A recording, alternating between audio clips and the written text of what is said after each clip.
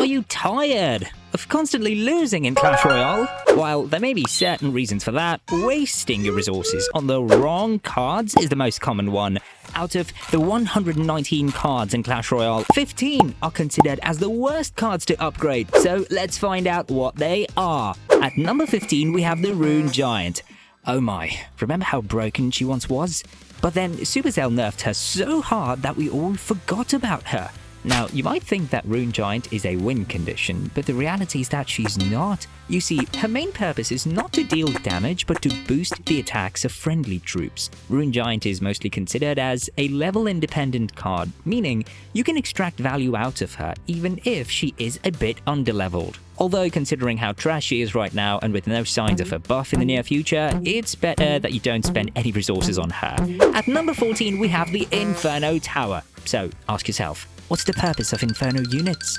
To melt tanks quickly, right? Well, this can be achieved even if they are somewhat underleveled. A lower leveled Inferno Tower will still wreck a Golem or Lava Hound in seconds. And the Inferno Tower comes with a lot of HP as well, so spells like Earthquake or Fireball still won't be able to destroy it, even if it's underleveled. Lightning is an exception to this, but still Inferno Tower should be one of the last cards you should upgrade in your deck. At number 13, we have the Void spell. Do you recall the last time someone used a Void against you? Probably not, because the spell is just so trash right now that no deck uses it. First of all, there is no guarantee that it'll provide you the damage you want. I mean, your opponent can easily block it and make it useless. Secondly, why would you even consider using Void when you can literally play a damn Fireball or a Poison? Those spells only cost 1 extra elixir and always guaranteed damage. Perhaps instead of using the Void, upgrade those spells first. At number 12, we have the Skeletons. What if I tell you that you can use one of the best cards in the game, even if it's underleveled? You see, the purpose of Skeletons is to either tank critical hits or distract enemy units. And these roles don't require you to spend all your hard-earned gold on skeletons. Underleveled skeletons will still tank critical hits the same way, as well as you can distract units with them. Consider this scenario. If you want to counter a mini P.E.K.K.A., even underleveled skeletons can defend against her easily. Every unit one-shots skeletons, so it's not mandatory to upgrade them right away. Underleveled skeletons will still provide you with similar value as overleveled ones. The only interaction that will change is that it won't be able to one-shot skeletons one level higher than them. But it's fine. Who defends a graveyard with skeletons anyways?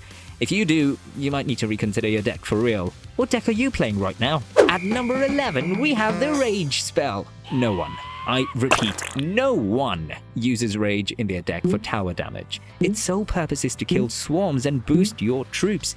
Now, take a look at the stats of the Rage spell. Even if you upgrade it, the only thing that increases is damage. The boost will still remain at 35% and the duration will always be 5.5 seconds. Spending thousands of gold for so little damage doesn't seem worth it. After all, damage is not the primary function of the Rage spell. An underleveled Rage spell will still one-shot skeletons, bats, and spear goblins one level higher than itself. No matter what level your Rage is, you can still spam it on your elite barbarians. If you hate the elite barbs as much as I do, then hit that like and subscribe button. At number 10, we have the Furnace. If it wasn't for the Barbarian Hut, Furnace would have been awarded the title of worst card in Clash Royale. If you're upgrading Furnace, you're only wasting your gold. Literally everything seems to counter this card. It costs 4 elixir to put down this utter garbage of a card on the arena. It has low HP, and the fire spirits don't do anything, and it literally just stays on the field for only 28 seconds. I can't remember the last time Furnace was relevant in the meta. It's highly unlikely that Supercell will buff this card because of the toxic meta it can create. And forget about the Furnace ever getting an evolution. The only chance this card has for survival is if somehow it gets a nice rework, like the Goblin Hut. Otherwise, don't even bother spending your resources on this absolute shit of a card. At number 9, we have the Electro Spirit. Now, hear me out, because it's actually really interesting why Electro Spirit is better when underleveled. Basically, if you have an Electro Spirit in your hand, you will be a bit hesitant to play it solo, because your opponent can easily activate his King Tower with it. But if your Electro Spirit is underleveled, the Crown Tower can two-shot it, thus preventing your opponent from activating his king tower. This is a major reason why many top players never upgrade their Electro Spirit. Countering swarms and resetting targets are the two major roles for the Electro Spirit. It can easily fulfill these roles while being underleveled. An underleveled Electro Spirit can still one-shot bats and skeletons and also reset infernos.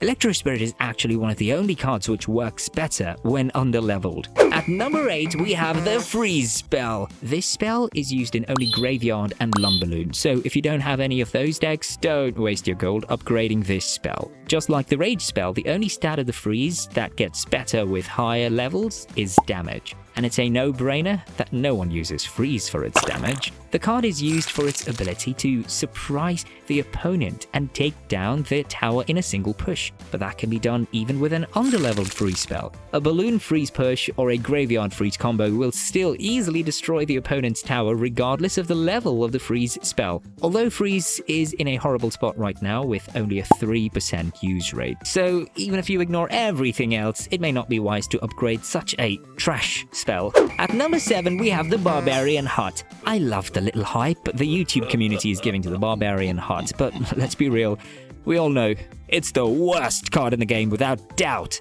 It costs a whopping 6 elixir and provides absolutely zero value. First of all, its hit points are so bad that it even gets countered by a fireball or a poison. Don't forget, both those spells cost 2 elixir less than the Barbarian Hut, and if your opponent is using Earthquake, you're cooked.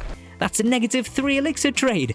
This card is a standing negative trade in the arena. Literally everything counters it. It spawns barbarians so slowly, and even when it does, they can't take care of anything. I mean, in what scenario are you even supposed to play this card?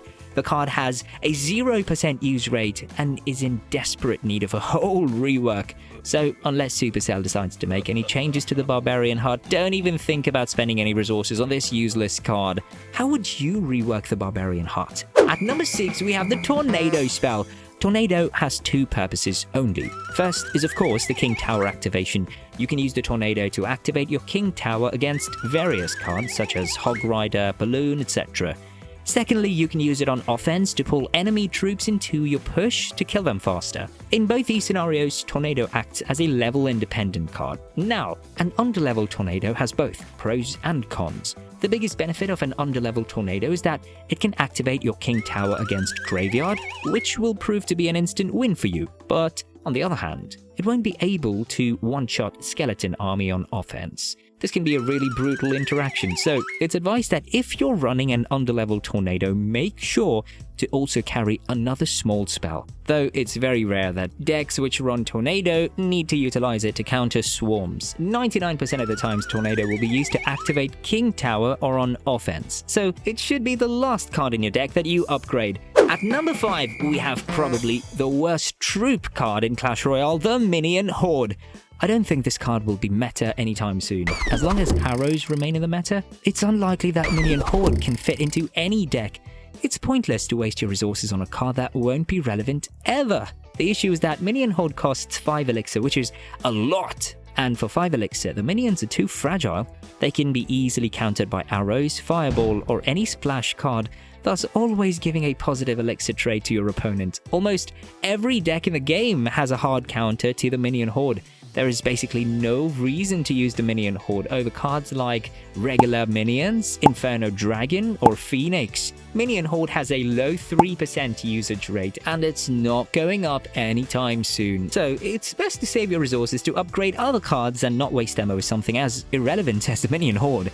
At number 4, we have the Clone spell. It's probably the most level-independent spell in the game, and also the most trash. So you have these two reasons to not upgrade it. Leveling up a clone spell will only result in increasing the level of clone troops, but it's pointless since most of the time you are cloning a huge push. If your opponent doesn't counter it perfectly, that entire push can easily 3-crown your opponent. But levels of the clone troops don't matter here. The push is too huge anyways. It'll either get hard countered by another spell completely, or will just take down the tower. There is nothing in between really. Clone spell was mostly used in Lava Hound and Giant Skeleton decks, but it's fallen off. It's hard to disagree with the fact that Clone is the worst spell in the game. Therefore, considering how level independent and horrible this card is, I would highly recommend never upgrading it. At number 3, we have the Musketeers. Alright, let's talk about the infamous Three Musketeers. At first glance, they look super strong. I mean, 3 Musketeers for 1 card? Sounds like a deal, right? But here's the catch. They cost 9 Elixir. That's almost your entire Elixir bar. And in 2025, Clash Royale is just way too fast for that. When it comes to upgrading the 3 Musketeers, it barely matters, because this card in itself is so garbage. Most of the time your opponent will just fireball them, meaning you won't be able to build a decent push. 3 Musketeers decks usually rely on them to get tower damage by overwhelming the opponent. But if they get wiped out by a simple fireball or a poison, how are you even supposed to win? Just avoid playing this card. You're only setting yourselves up to lose if you play this. 3 Musketeers has a near 0% use rate and a horrible 48% win rate in grand challenges. You don't want to waste your gold upgrading trash like this. At number 2, we have the Skeleton Army.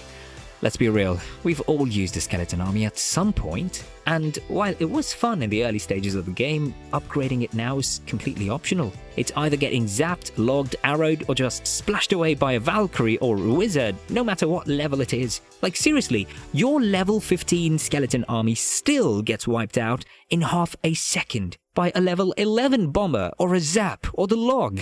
Not to mention cards like Goblin Curse or Mother Witch completely destroy it without even trying. The only real value Skeleton Army gives is when your opponent doesn't have a counter in cycle, and for that, even a low-level Skeleton Army does the job just fine. And finally at number 1, the worst card you should never upgrade is the Elixir Golem. Upgrading this card has shown to actively slow down brain development in players, so it's advised not to use the Elixir Golem as the win condition in your deck. Instead, you can use a good one from this win conditions tier list.